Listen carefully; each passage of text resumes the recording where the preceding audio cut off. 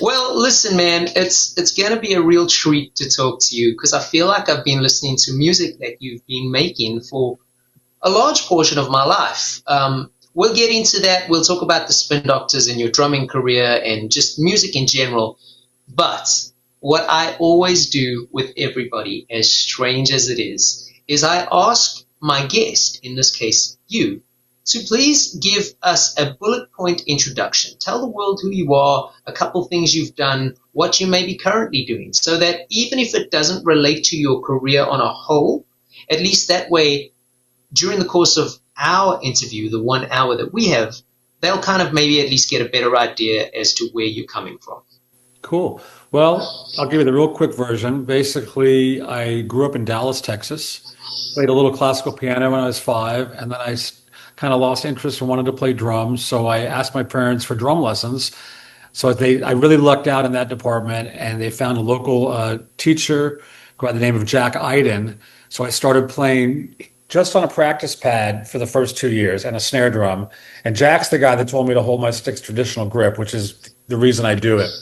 And he taught me rudiments and reading music, and it was a really great way to start. And I really wanted to get a drum set, but he wouldn't let me get one for 2 years, which was the best thing that ever happened. So finally, when I was 11, I got a drum set. I continued studying with him for a long time, and then I did start studying drum set, and I was again really lucky. Rick Latham, who was living in Dallas at the time, was my teacher, and he had just put out or was about to put out that Advanced Funk Studies book, which is great. Yeah. And I studied with him for a few years until he moved to LA. And then he recommended I go to his former teacher, Henry Oxtell, who was the head of the drum department at North Texas State University, who's taught tons of really successful, great drummers. I studied with him all through high school, got very technically advanced with him. Also, I was fortunate to have great programs in my schools in Dallas. From the 7th grade on, I was playing in big band. In high school, I went to a place called the Arts Magnet High School, which was a school of the performing arts, learning music theory, playing in small group, jazz combo, made tons of great friends, many who have gone on to have great careers, people I still work with and play with today and are great friends with. From there, I went to Berkeley for a year. I had a great year there. That was the year that I did the 10 hours a day in the practice room, which everybody has to do at some point. That was the year I did that. I did 1 year there, went back to Dallas, played every gig under the sun, got a shitty house with my friends. I wanted to see what it felt like to make a living and successfully did that for a year, playing every gig I could get. I always knew I wanted to move to New York City. I was good friends with Roy Hargrove, who sadly passed away, legendary trumpet player. We went to high school together, and we were doing a lot of gigs that year. And we were driving to a gig, and he knew I wanted to move to New York, and he's the guy that handed me the flyer to the New School, which had just started a music program. So I went up, auditioned, and I ended up moving to New York City in, I guess, the fall of '88. And, shortly thereafter, I was doing a lot of gigs right out of the gate, going to jam sessions. Basically, I moved to New York with the goal. I really wanted to equally be a session musician, a jazz musician, and a guy in a rock band. Shortly after moving here, I met the guys in the Spin Doctors. Eric and Chris were at the New School. The band got together, and, here we are, 35 years later. I'm still in New York. The Spin Doctors is still going strong. I've had the good fortune to do a lot of other gigs as a sideman and session musician, and also a lot of jazz stuff with my own band and others. So 35 years later, I've even though I started with the Spin Doctors was the thing that really sort of put me on the map, I made a decision to go with that. 35 years later, with all this time and time off in New York, I've been able to sort of do a lot of the other things I've wanted. So it's been a really cool career so far, and I love being in New York, and here we are. Dude, the city that never sleeps, man. Yeah. Yeah. I feel like I say this all the time, and I'm sure the listeners must think that like I just repeat myself a lot. But as usual, so much to steal from and dissect from just in that little introduction there. Mm-hmm. As I sort of alluded to before we started, I've got a bunch of stuff prepared, and we'll go through some of that stuff, but I definitely want to sort of dissect some of that stuff, especially I'd like to talk about the jam sessions and the session work and stuff like that a little bit later. Mm-hmm. You mentioned piano there. So did you grow up in quite a musical household? Not really. It's funny. My dad's a doctor. My mom does acting. And my dad played a little bit of piano, so there was a piano in the house. And he kind of had a few pieces that he could still play, but nobody was really into music at all. I mean, my parents didn't even really listen to music. But I had an older brother, a couple years older, and we were got into music at a really young age. So, he became a big influence on me as we were growing up because he was introducing me to a lot of stuff that I didn't know about. And also, he was being 3 years older than me, being a musician, he would bring home a lot of his friends that were better than me, and I got to play with these guys that were older and better than me from a very young age. That's cool. So, but we kind of came across it ourselves. I don't really know what made it happen, to be honest. Yeah, amazing. A bit of a strange question, but so you get yourself to New York, you start meeting all these like cats that are burning players, etc., etc., etc. And I know it's a hypothetical kind of situation because you obviously land up in the Spin Doctors and you guys go on to have huge success. But can you remember a point along that journey before maybe getting with the Spin Doctors? Was there a turning point in your mindset or a shift in your mindset that was sort of a pivot from I'm playing music and I'm learning and I'm getting these lessons from these really cool teachers to I'm going to make this a career, and I'm going to sort of try follow a certain path to try and make this a career. Did that ever happen to you, or did it just happen to be, well, the Spin Doctors blew up and 35 years later you're still on, No, no, no. I mean, I knew from a very young age that this was going to be my career. There was never any question. In fact, I remember, I've told this story a few times, but I used to take a bus to school in seventh grade. So I was 12 years old, and I remember my friend Ralph Time, who was also a drummer. I remember we were walking off the bus into school, and he looked at me and he said, what do you want to do when you grow up? And I just looked at him and I said, I'm going to be a professional musician. And his eyes kind of opened up like, wow. And I knew when I said it, there wasn't any question in my mind. And I didn't say I want to be a rock star, I want to be this. I said I want to be a professional musician. So I've known it from a young age. This is what I was going to do. Yeah. How I was going to go about doing it, or what was going to be the thing that broke me into it. When I came to New York, I wasn't really sure. I just knew that I was going to put the work in to be ready for whatever came my way. So that's that part of it. But then the other side is that I did make a decision at a certain point to give the Spin Doctors a chance. Because when I moved to, the first year was sort of like, I'm playing with the Spin Doctors, and it's going well, but I'm keeping my options open and doing other gigs.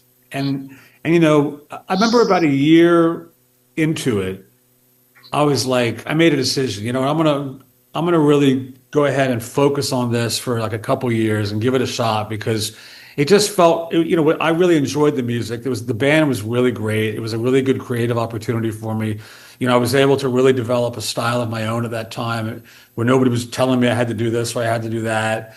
I was also, I composed music, and the guys were into my songs. We were writing together, and also we were developing a following. People liked it, so I was like, this is cool, But at the same time, as the band got popular, I started to get a good reputation around town. And I actually turned down some really good gigs around that time. I can name it. I'll tell you a really funny story. I mean, yeah, please. Three bigger gigs that came my way that I said no to was, I remember one, Chris Whitley, who I love. He was a friend of mine. He was playing the same circuit as us, and he was just getting ready to put out Living with the Law, which is a great record. He called me up to see if I wanted to join his band to tour.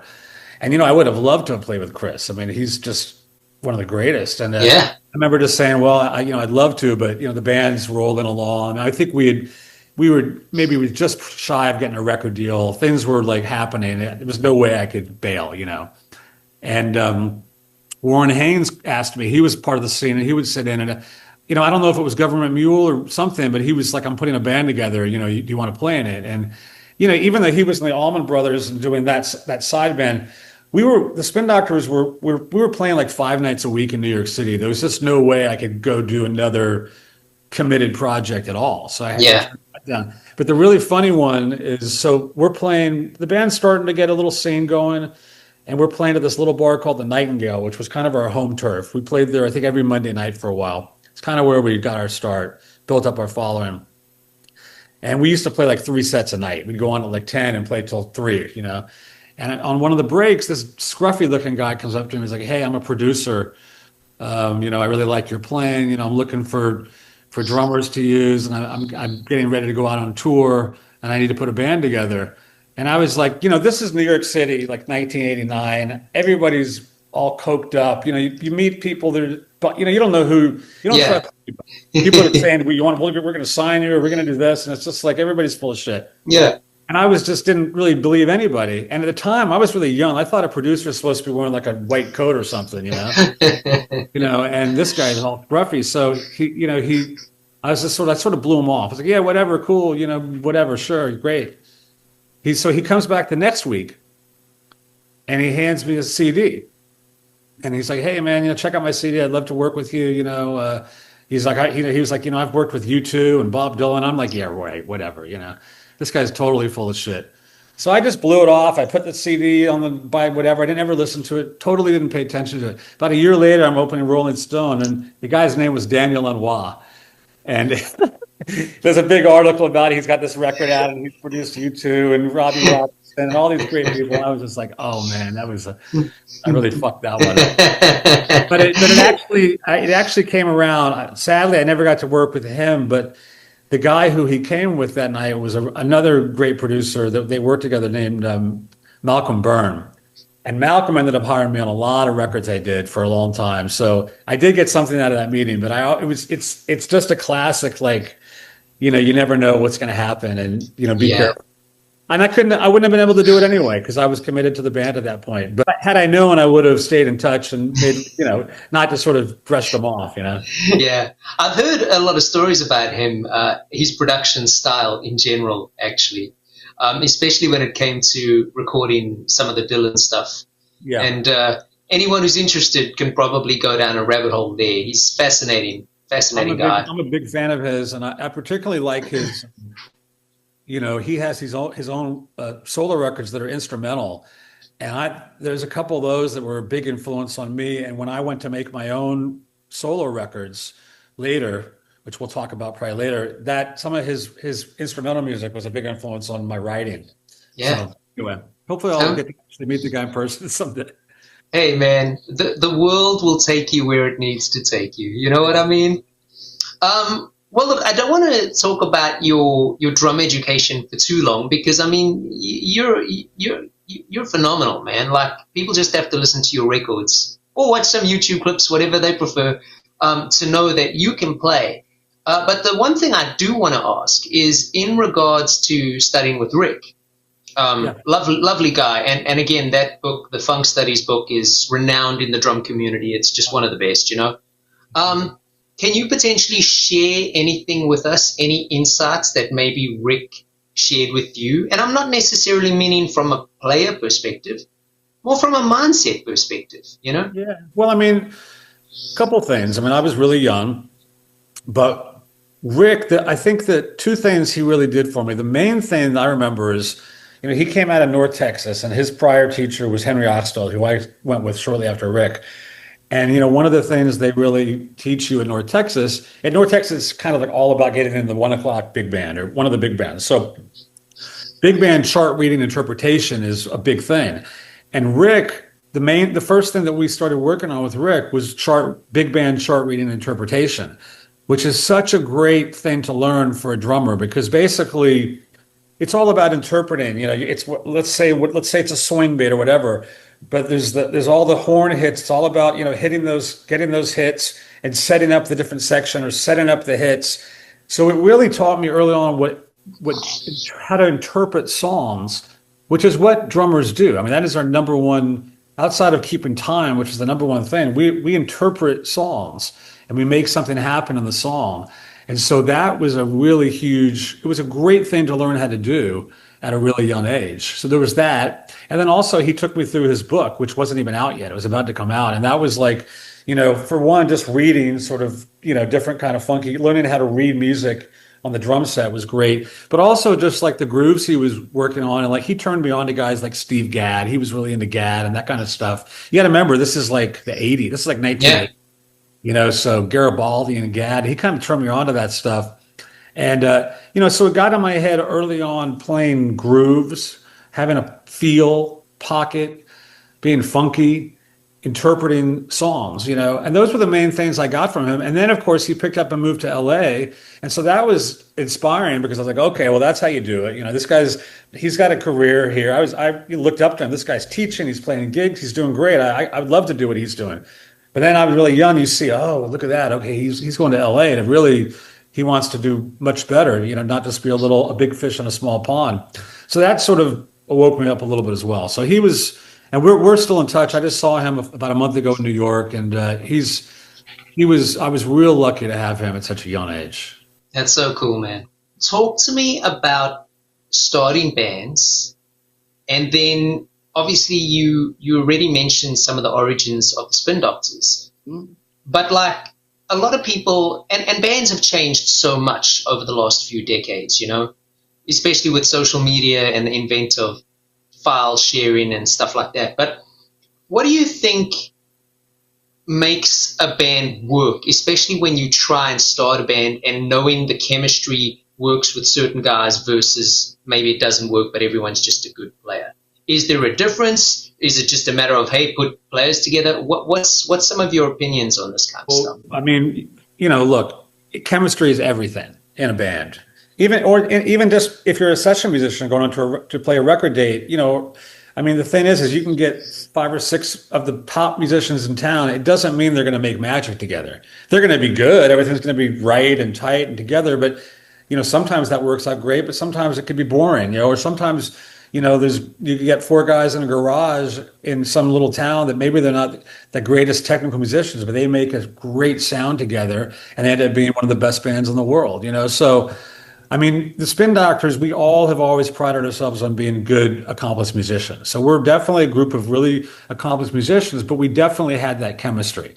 And it took a while because at first, it was me and Chris and Eric.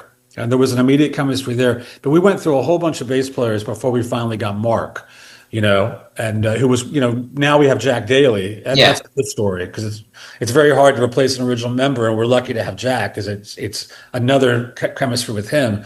But, it wasn't really until Mark joined that we had the all of a sudden, oh, wow, this is cool. This is like, there's a unique sound here. This just works. And in a weird way, because we're all very different people, we're really, even though we share a lot of similarities musically, all 4 of us are pretty different, but somehow it just really worked. And so chemistry is really a huge part of a band. And, it helps with you when you're friends, but you don't have to be friends. I mean, we're friends now, but it's like when we all met each other, we met each other because, Eric put the band together and he knew Chris a little bit. He approached Chris and he heard me playing. I was just practicing behind a closed door and Eric knocks on the door. He's like, hey man, you sound good. You want to be in a band? And I was just like, sure, let's check it out, So we weren't friends. We became friends through music, and I was in another band with Mark. I was in a couple bands, and one of the bands I was in was called Spade. It was a hardcore New York City funk band. And Mark was the bass player. And he was this really just intense, guy from the Bronx, he was in like 20 bands and he was just sort of rude and he played this funk bass, kind of a big loudmouth kind of guy. And I was like, this guy's a total badass, but he would never work in the Spin Doctors. We're like 3 mellow, weed smoking hippie types, And so we went through about 9 months of us, chasing bass players. And finally I said, guys, come down and check out this gig with this guy. What do you think? I mean, he's a great bass player. I'm just not sure about him personality. Yeah. So they came down and they're like, they loved it. They're like, let's get together with him, and see what happens. So we got together in a rehearsal hall one night, and it was just like, you hear a story of when the band, when you have it, and when he came in and we started playing it, we all just like, okay, that's it, we got the sound now. So I mean, I would say to anybody, it's hard, man. It's hard to find the right chemistry. It's hard to stay together. I also think like the more you can sort of collaborate, some bands are just one guy who writes everything and the other musicians are just sort of there, and that can be cool. Plenty of successful bands that way. Our band has always been very collaborative. Everybody felt like they had an equal voice in the music and the decision making, and it's the same way to this day. And that's really, I think, a huge reason why we've been able to stay a band for so long. Chris writes the majority of the lyrics, and he came in with a lot of the big songs. But also him and Eric wrote a lot. Me and Chris have written a lot. Me and Chris and Eric have written a lot. the four of us have written a lot. So it's like there's all these combinations, which makes for, I think, the diversity in our music, and that's whenever that can work in a band, that's the best because it keeps people interested, you don't want to feel like a sideman in a band. And that breaks up a lot of bands. When one guy wrote it, one guy gets all the money, all of a sudden you're still struggling, but one dude's in his castle over there and the rest of them can barely pay their rent. That's not going to work, It's just Yeah. not. And I'm not here to tell people how to do their business, but like we've had our ups and downs, with our careers, with our interpersonal relationships. People have been in and out of the band, but we're in a great place now. 35 years later, we got 3 out of 4, and we're really lucky to have Jack, who came on basically just to help out during COVID, and without getting into it, he's the bass player now, and I've known Jack for years. I mean, we've been working together for a long time, and he's just one of my favorite bass players to play with. He's, what a pro, what a sound. And, it's hard to come into a band that's been together and has such a definable sound. And a guy like Mark, and somehow find your voice and make it fit and do something different, yet have it still sound like the Spin Doctors, but actually add something to it. So, I mean, I feel real grateful to have him. And he's just one of the coolest guys. He's so mellow and easy to work with. And, we're all just in a really cool place, It's amazing, man. Yeah, Jack's the man. And I do agree. Hard for somebody to come into a unit that's been together. For listeners who've never been in the position, imagine suddenly having a new family member live with you. It's super weird, man. Well, I mean, Jack's a total pro. I mean, he's done so much work with so many artists. He knows how to stay in his lane, and he's just a pro. He knows how to show up prepared, and he's just an easygoing, cool guy. And he asked me, when he first joined, or before he joined, when he was just subbing, I kind of told him, I was like, just do what you want. I mean, honor the important. You'll know where the stuff's important, and he's really good about when there's a compositional element to the bass line, he plays it, and but what was really funny is we've been playing together for a while, and me and Chris and Eric had a bunch of songs we wanted to record, so we were gonna go just make some demos. We weren't planning on making the record, what turned into the new record. And Jack has this great studio in Asbury Park. So we're like, can we go to your place? He's like, yeah. So we went to his place, and we basically just went there to record demos. We had 11, 12 songs. And before he's talking to me, he's like, hey, so, do you want me to should I do Mark? I said, dude, just do you. Do not even think about Mark. These are all new songs. This is the opportunity for us to, totally be a new thing with you.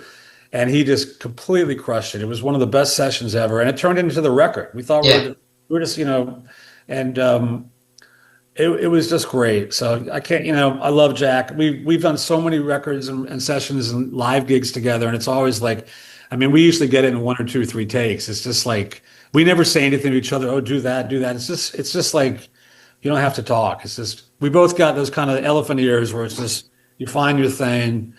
And so he's a pleasure. And I think he's I don't want to say that we're better than we were then. I mean, I think in my opinion, the best periods of the band were the early periods, the early days, and then the days now with Jack. I think that's no question in my mind. Those are the best we were musically. And I'm really happy to say that one of those periods is now, because a lot of times, we're not one of those bands that's going out and trying to collect the rent money. I mean, we really, if we weren't good, I wouldn't be there. None of us would, so it's really nice to be playing so well and finding new things. I mean, we've developed some new sort of things with our improvisation and just the way that we're interpreting the songs. And that's kind of exciting, when you've been playing a lot of the same songs for such a long time, Yeah.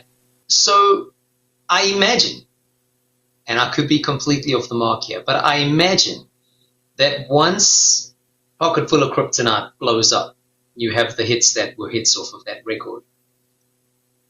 Your life probably changed quite dramatically. So talk to me about how it went from maybe being like this band on the local scene, trying to create a buzz, living your 5 nights a week gigging, 3-hour, 3-set kind of gig, to, well, now this band has hits and you're playing on TV shows and touring the world and stuff, as much as you see it happen, there's not really much that can prepare you for that. Everyone thinks that that's going to happen to them as an artist. It only happens to like less than 1% of artists. So what was that like? Where was your head at? Were there moments of, oh my God, we're not going to do this? Were there moments of, oh my God, we did this? Like, just talk to me about the situation. Yeah. I mean, I think all of that. I mean, even though it happened pretty quickly. I mean, it felt like kind of a slow build because we spent like 2 or 3 years in New York City, building up a big following. We got a record deal. We made the record. We were sort of starting to play out regionally. We go upstate. We go to Ithaca. We down to Philly, Boston. We're starting to do well there. And then we put out that EP up for grabs and toured. Went out to Colorado. We did a full tour around the country. Basically played every city. I think 30 cities, and most of them they're like 5 people. Couple areas we're starting to get some crowds. Like in Colorado was sort of a pocket that was doing well. And, we just kind of kept touring. Finally, Pocket Full of Kryptonite came out. We ran out of tour support money. So we went from a bus to a van, and we were just hustling it, and we just got kind of going nonstop. And every time we went back to a town, we'd have more people. And, so about a year and a half into touring, we were kind of packing clubs out. Kryptonite had been out for a while, and it kind of stalled at around 50,000 records, which, by today's standards is great, but that's considered a stiff, back in 1991. Now, the record company Epic was giving us no love. They were basically doing nothing. So we were sort of like this cult band. Everything we had built up was just based on our own touring, And there was like a scene brewing, Blues Traveler and Fish and just these bands that we were associated with. We all kind of had the same business model, which was just tour, nonstop. We played different shows every night. We improvised, and the word was kind of getting out about it, And so finally, about a year into it, this is sort of the pinnacle moment. We had a meeting with Epic Records. It was the whole band, management, all the people at the record company. And they said, okay, come off the road and make a new record. This record's dead. There's no hits. And, when we made Pocket Full of Kryptonite, we weren't thinking about hits at all. I mean, it never even really occurred to us. We were just like, let's make a record. We weren't thinking, how can we make this a hit, But what we really liked the record. We felt like we made a cool record. We made the record we wanted to make, And we saw like Two Princes and Little Miss and Jimmy Olsen, some of those songs, the people really liked them. People were singing along to them. So I remember being in the meeting and being like, well, why not, why don't you guys put out, Two Princes or Little Miss Can't Be Wrong, Jimmy Olsen? Like, no, those aren't hits. Come off the road. So we walked outside and our manager was like, listen, guys, I've seen this before. My recommendation is let's go back on the road.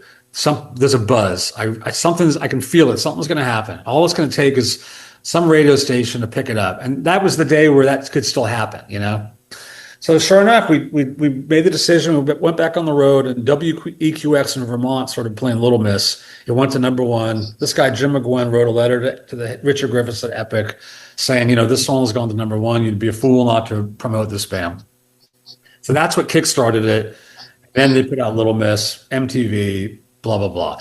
So then to answer your question, so we're going from packed clubs, and as soon as like Little Miss starts getting played on rock radio, AOR radio. And of course, I remember the first time we heard it, we were driving our little red van down the West Side Highway, listening to WNEW, which was the big rock station at the time. And Little Miss came on. And we were all in the car together, And so it was so cool. That moment you see in the movies, and that was great. And then it just sort of started building. And we did a video, and then MTV picked it up. So very quickly we went from clubs to theaters. And the record kind of went gold, and then it went platinum. And then it started to break over in Europe, slower, it was they were just starting the Europe campaign. And right around that time, I think it was like, I don't know, I can't remember when, maybe the end of the year, 92 or something. The record had been out for quite a while at this point. They released Two Princes in the States. We're over in Europe, back to playing clubs. And Two Princes is blowing up all over, and the record is exploding. So when we came back to New York, after that 6 week European tour. We're over in Europe seeing like MTV in America, like, Two Princes going up to like number one. And it's like, it's just like, whoa, but we're over there. So when we came back to America, it was like, shit was crazy. Shit was blown up. And then it really felt like, oh shit, things have changed, and, but, it was great. It was a lot of fun, but it was also a lot of stress. There was a lot of stress within the band. I think it's hard for anybody that young to really be prepared for that. Everybody wants a piece of you, and there's a lot of demands, and so I don't think we were at our best at the peak moments. I feel like right up to that point we were at our best. Like when we were playing theaters and the thing was rolling, and like when we did the Horde tour, which was us, Blues Traveler, Fish, and was rolling up. But then like once it got really, really big, I don't think we played our best, and the vibe in the band was not good. And there was a lot of tension, to be totally frank and honest, At the same time, it's like, this is a dream come true. I'm having a ball. This is amazing. We're selling out huge venues everywhere. Our lives had certainly changed. But, along with that, I don't know that we were fully equipped for it, like a lot of bands. And we made Turn It Upside Down, which was a big record. It sold a couple million, but after 10 million of Pocket Full of Kryptonite, it was not considered a big success. And we had a lot of tension. Eric left the band. That was kind of like the beginning of sort of the way down for a while. And then, I remember at the time it was a difficult thing to sort of deal with because, I was 23, 24 years old. You just sort of think, oh, we're here. Where is it to go from here but up, but that's not the reality. So it was a little bit of a adjustment. And, but we kept making records, and we had some different members, and, but the good news is like, now here we are, and there's like a big resurgence in what we're doing. We're doing much bigger gigs again. We're going to next year. We're going to Brazil and Australia in the spring. We're going to do another summer tour with Jim Blossoms and Blues Traveler because it's a big success. And you look back, it's weird when you're living it. When I look back at all my favorite bands, their careers, any band that actually stayed together and lasted, there's always a big down period. You know what I mean? It's very always rare. Even the biggest bands, but it's very rare that it's like maybe the Stones, but So anyway, I'm very grateful, and but yeah, to answer your question, it was definitely a trip, for sure. Well, two things. Firstly, I imagine Epic suddenly changed their opinion on you guys. Once. Oh yeah. Well, they were like, yeah, we knew it all along. We love you guys. Come on in. We're gonna take you boys for dinner. The same old bullshit. Exactly. Some good dinners too. Yeah, I can believe it. The thing with that sort of down spiral that happens, I find that so fascinating. Like with all bands, right? Like I am a huge fan of music, as most musicians are. Sure. And dude, you'll go on like these Facebook groups because there's groups for everything now, right? Like, and I love it, but it's such a rabbit hole sometimes because like you look at a band like Kiss, for example, and it's like so polarizing because you've got like one school of people who are like, yeah, Kiss was only great to 78, 79, And then the other school of people didn't even know the band existed till right. Like the Creatures of the Night, the Lick It Up albums and all that kind of stuff. And then there was the reunion stuff. And depending on what day and what group you find, it's like, no, the band sucked till here, or the band sucked in this part, or it's like, and everyone's so opinionated, especially when it comes to changing band members. Right. So like this is with the thing with Jack, and many bands have changed band members, but people who aren't part of that band, and I'm not even trying to be a jerk about it, they don't understand how at a point bands, especially of your level, become brands, enterprises, businesses, closed corporations, whatever you want to call them. And depending on the people involved, they have the right to change members and keep things going. And it's so funny because with music, because it holds this nostalgic kind of feeling, so many people feel entitled and they go like, yeah, well, I love the Spin Doctors, but now they've got a new bass player, and it's like, we can appreciate that.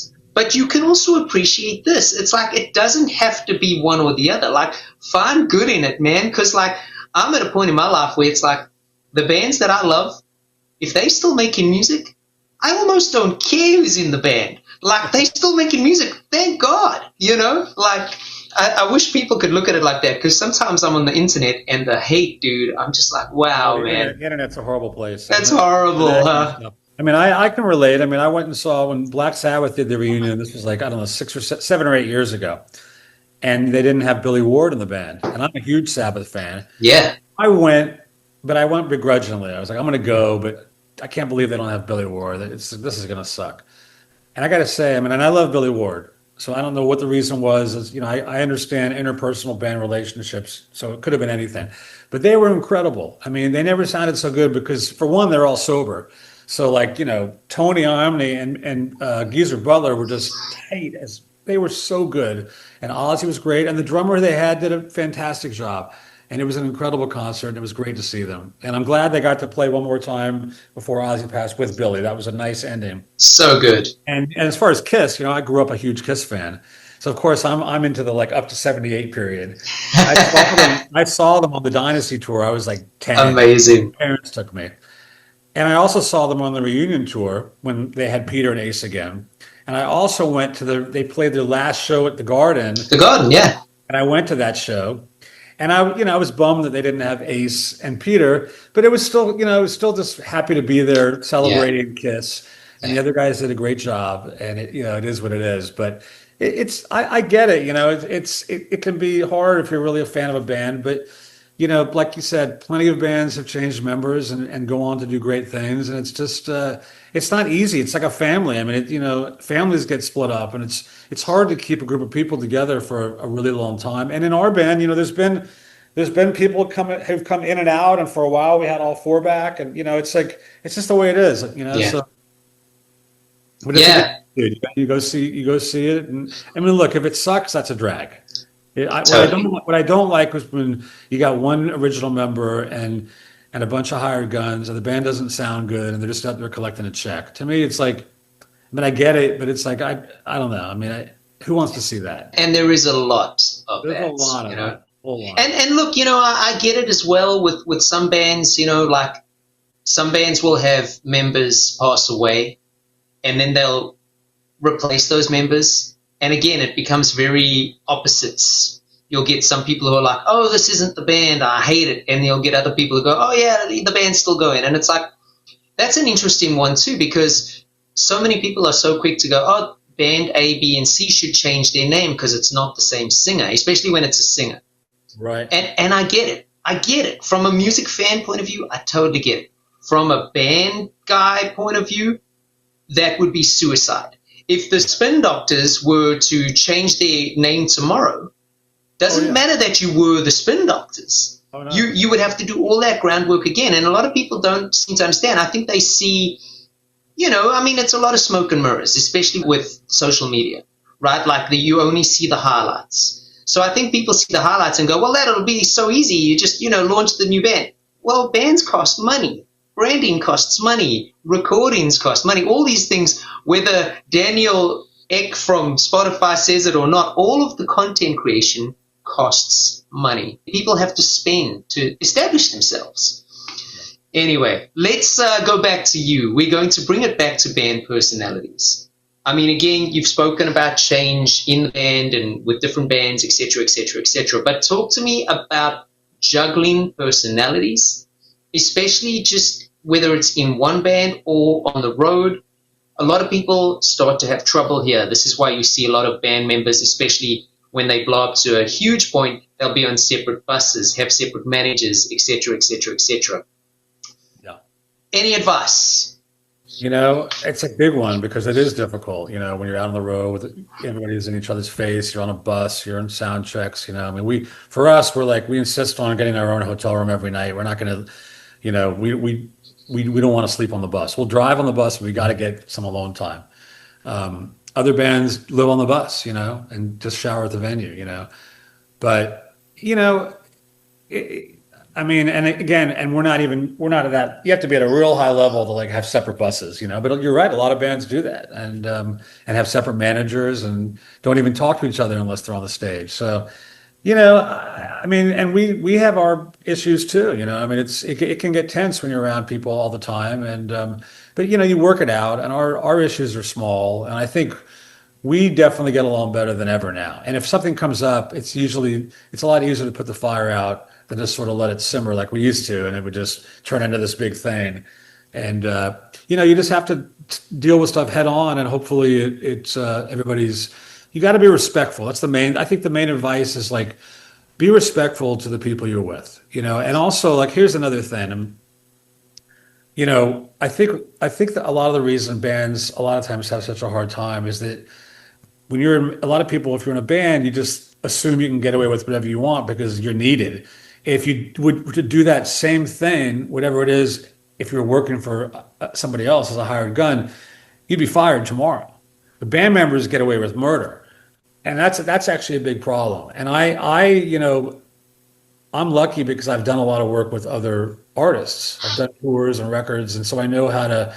I know what I just sort of. I try to treat the spin doctors. I go into that. It's more comfortable. You know, I have more of a say in stuff, but I still try to treat it like I would walking into any other situation with respect. Be professional. Be prepared. You know, respect the other musicians.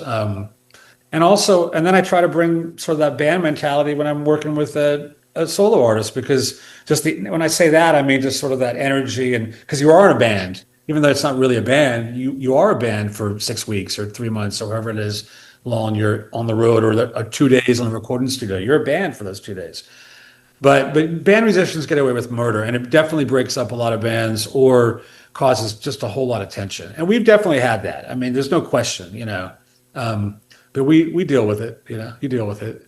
But I think that's the main advice I would give is just really respect the people you're with. And that applies to anything, not just music. I mean, if you're in any kind of friendship situation, working situation, you know, just respect. If you just respect the people around you, listen to them. They need something, just do it. Don't fight, you know, and you're going to be cool. Great advice, man. What for you personally, Aaron, do you think is the hardest part about being a career musician? Look, I consider myself lucky because I have a career, you know, and it's a very difficult thing. You think about the amount of musicians that want to do this, and the amount that actually have a good career. It's kind of low. Um, but I will say the hardest thing is doing the preparation. You have to work really hard when you're young, you know. And the problem is, I think, you know, people expect just to go from 0 to 100 now, you know, watching a YouTube video or whatever. It's like, you know, you gotta, whatever it is that you want to do, whether you want to be a drummer, a bass player, a trumpet player, a singer, a songwriter, whatever it is, whatever style, there's no way around. You have to put in the time, but to be really, really serious and put in the work and prepare yourself so when that opportunity arises, whatever it is you decide to go, you're ready for it. And then you got to be ready to really work hard and, like, you know, so get ready, prepare, make yourself really good, and then get ready to work your ass off.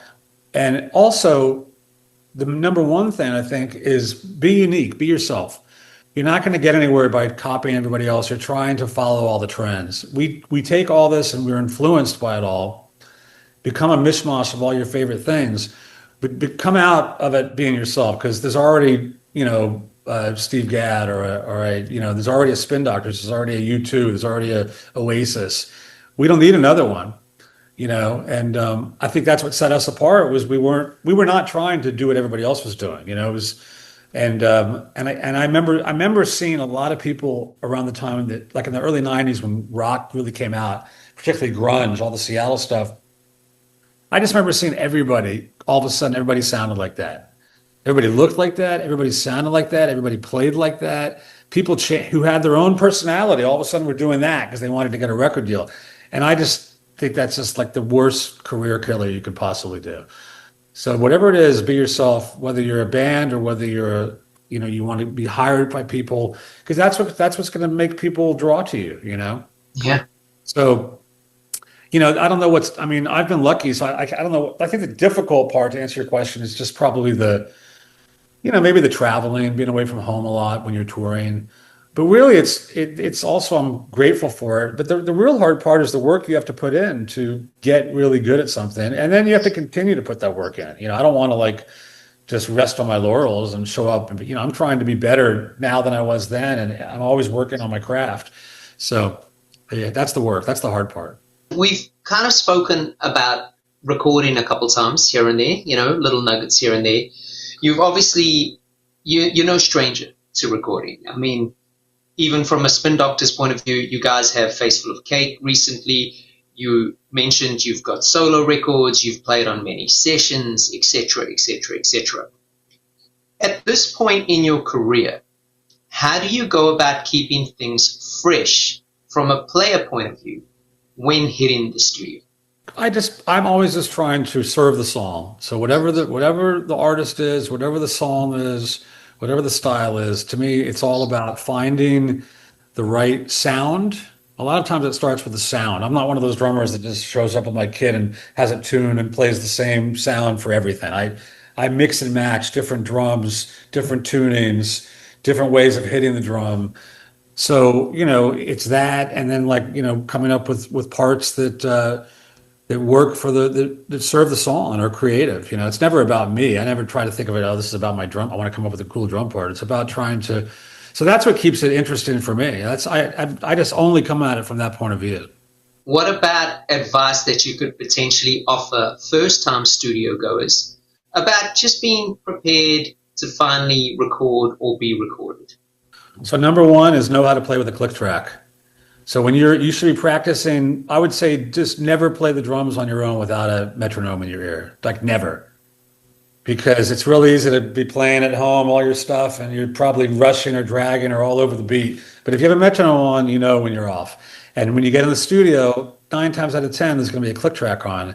And when you're in the studio, you cannot get off one time. Like it's not like, oh, sorry, I got off. There's none of that. So you don't even think about taking recording sessions until you know you are never going to get off the click. It's just not going to happen. It's like not even, your job is to play time. And if there's a click, to play just as good with the click that you would without it. And do not get off the click, because if you get off the click, then you're going to be out the door. Maybe you can get away with it once or twice, but you really should just never get off it. Yeah. So I think number one thing is, get your time together and know how to work with a click. Number one. There's a lot more from there, but that's the first thing. You're dropping some bombs, Aaron. You're dropping bombs, man. I mean, look, there's plenty. I mean, if we're talking about serious business here, you know what I mean? Yeah. Oh, yeah. No, if you want to be serious, then that's what you got to do. Yeah. Yeah. And it's cool that like so many people have small home setups now. So they might never get to experience that. But even that, at some point, you're going to realize that if you can't do it properly, there's no point doing it, man. And if you're comfortable, but that's part of the practice is get comfortable at home. So when you get in the studio and there's people in there, you're playing with people and you're interpreting, it's just going to be second nature. You're not going to even have to think about that click. It's actually your friend. I love the click. Yeah, me too. It just takes one thing off. I don't have to worry about like somebody saying, oh, it's speeding up or it's slowing down, because with the click. And maybe maybe the guitar player or the bass player are pushing, and if you didn't have a click on it, you wouldn't know, so it's kind of a security blanket, really, Bit of a strange question. If you could change one thing in the music industry for the better, what do you think that would be? I'd probably get rid of all social media. I think I love you, man. And again, there's positive stuff. I mean, we all love watching our favorite musicians online, and so much good educational stuff, and being able to just sort of see your favorite. Let's say you live in New Zealand or something, or Australia, you don't get to see a lot of people. You can see them on YouTube or whatever, and that's great. But like, I just miss when I'm lucky. I came from the generation that I had to go see musicians. I had to go play with musicians. It wasn't about putting up your own self, playing your best stuff to get likes. It was like, and even for bands, like it wasn't about a viral video, or you have to go out and hit the pavement and play for people. And I still think, I always tell people, like, even with social media, I know how important social media is now for music, for career in music. I get it. There's no way around it. But I still think that the best way for a band or a musician to get recognized is to be out playing. So if you're a band, you need to be out playing all the time. And you can use social media to get people to your show, but like, word of mouth is real. And same thing with just being a musician. You got to get out. If you just moved to New York, you got to get out and play as many gigs as you can. Try to play with the best people you can. So when you're playing, you sound good and people hear you and they want to work with you.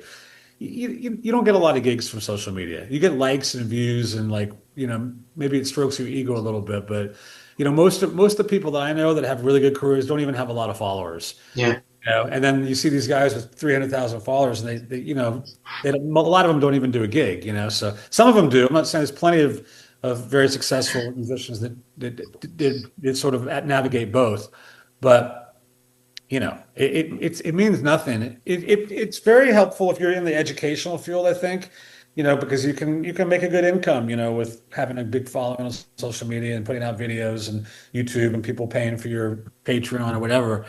That's all great. I've never really been my thing. I mean, I've used some stuff. I've learned a lot on YouTube. I've joined a few people's Patreon for a while to get some information. But I do think it's although there's a lot of positive things, I think that it's overall hasn't been great for just sort of people's heads, especially. Like, listen, it's not going to go away. It is what it is. But there should be some kind of, I don't know, there should be a better monitoring on it. I don't want to sound like a stupid gatekeeping old guy by saying this, but like, especially for the kids, like anyone under 20, because you're constantly comparing yourself to everything. Exactly. So even if you then do go on social media at, say, 21, you're mentally so defeated already. I remember going to school and like, what was the worst thing that was going to happen, right? Like, you might see a kid wearing cool sneakers and you're like, man, he's got cooler sneakers than me. But it was that one kid. And now, I mean, I can only imagine. I don't know, of course, but these kids must be going on and it's like everybody's like living this. I mean, everybody's getting rich quick now, right? Like, that's the thing, right? Oh, follow me for side hustle, money tips, this, and everyone. You got these 16-year-olds all claiming to be millionaires. And some of them might be. But for the 16-year-olds watching them that aren't, that's got to be quite depressing. And that's going to affect mental states, in my opinion, negatively. And like the fact that they take no responsibility in that regard is it's almost shameful. Yeah, absolutely. But as far as music, musicians, I think it's I don't know. My advice is there's nothing wrong with it, but don't spend so much. Spend more time working on your craft and working on relationships with other musicians and friends and playing with people. Practice a lot. You got to practice a lot, but just it's like I see people on like at Berkeley, like posting themselves practicing. It's like I mean, I used to go in there for 10 hours. It's like just put the phone away and focus. Yeah. I mean, you really need to, and. It's hard not to sound like an old guy when you say this, but I think, because again, I do see a lot of positive aspects of what's happening too.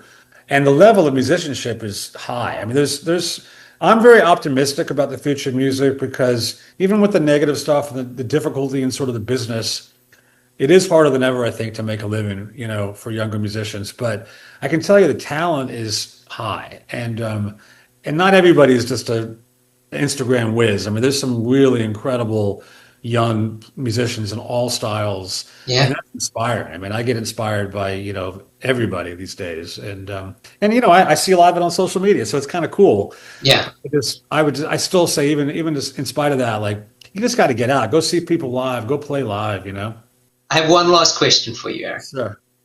And, it might be redundant because I feel like you've given quite a lot of nuggets of information away during the last few questions in particular. But do you potentially have a piece of advice that was given to you that you feel would serve as good advice to an up-and-coming musician? Or if you can't think of something along those lines, has there been something you've learned along your journey that might serve as good advice to an up-and-coming musician? Wow, well, that's a lot, I mean, I can think of two things. I mean, I kind of touched on both of them before, but I told you about when I was studying with Rick Latham, how when he moved to LA, I sort of saw that as a young kid. But when I studied with Henry Oxtell, who was Rick's former teacher, he definitely told me, this is when I was in high school. He said to me, he said, I can tell you're a really serious drummer. You're doing a really good job. You really, for to achieve what it seems like you want to achieve from what I can see in you, you really need to move to New York or LA.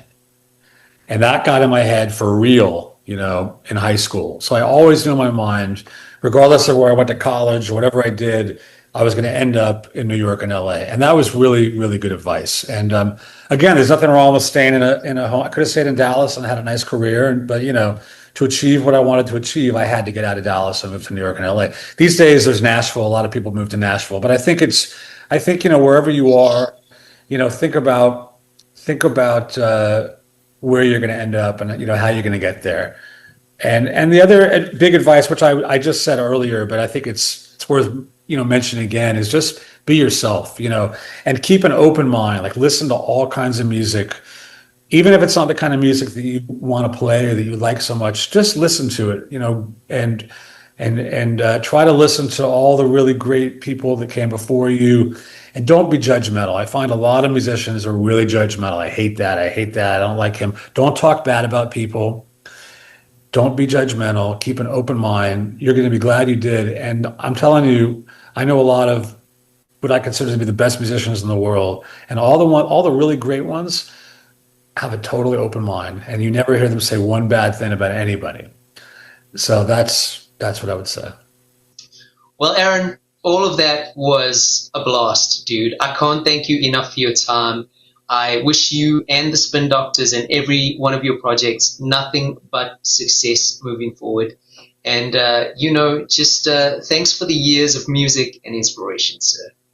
Hey, it's a real pleasure, man. Thank you for the time and the interview. It was a great chatting with you. You too, man. Peace. Take care, brother.